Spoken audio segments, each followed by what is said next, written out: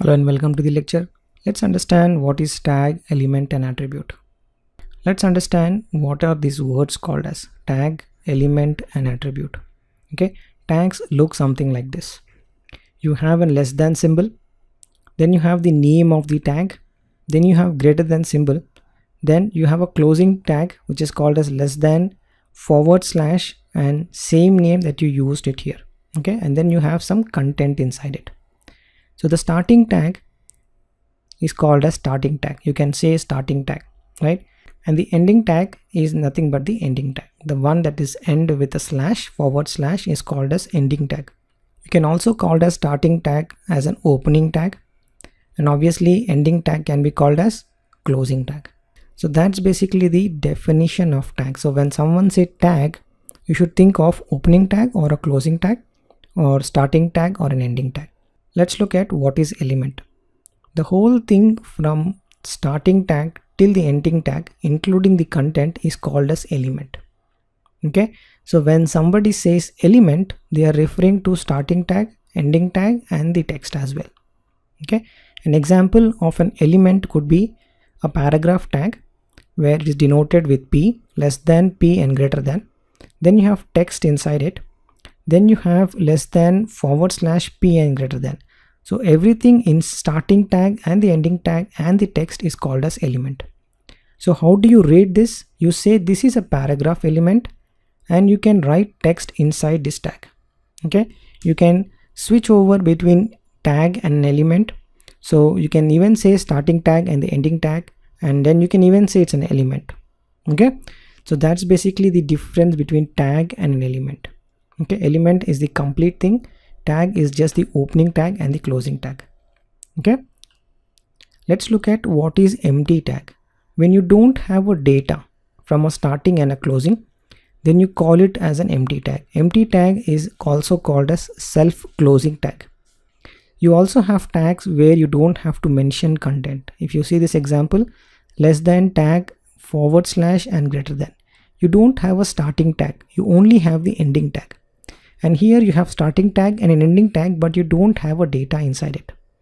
These two examples are called as empty element, which means you don't have a data in it. If you want to add a new line that is denoted with br element, and it is denoted like less than br / and greater than, you don't mention any data in it, and it is called as an empty element. Okay, so that's how you basically read an empty element. Let's understand what is an attribute. Every element or every tag that you have can have additional properties. Attributes can also be called as properties.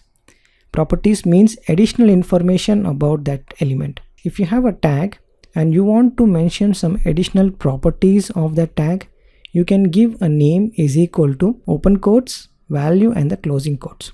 Okay, you can mention the name and the value defined in the specification. You cannot write whatever you want. You have to follow the specification of HTML and use them.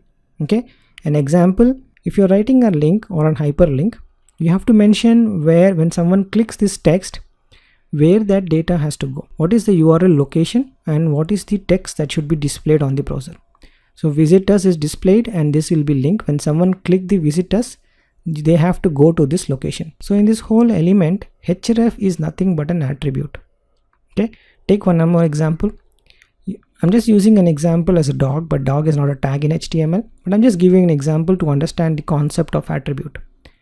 And if a dog element has something called as color attribute and color value is brown and the value of that dog is German Shepherd, how you are reading and understanding this? Dog element has a color attribute and color is the attribute of the dog element. That's how you basically read it. Okay, I'm trying to tell you how do you read these attributes. Okay, so dog element has a color attribute, and then a href is basically an attribute of anchor tag. A tag is also called as anchor tag.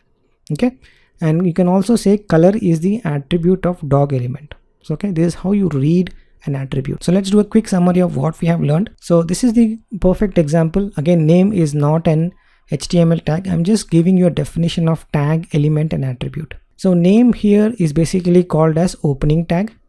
The name here is called as closing tag. An attribute is called as class, and that class has some value. and the name is basically saying some person name, and from starting tag to ending tag or opening tag to closing tag is called as element. Here you're trying to define a real-time example. You're trying to define a name, a person name as John Smith, and also you're adding some properties to it, and you're saying John Smith is in second class. Okay, so if you have to define this, you write something like this. So you open and close with the opening and the closing tag.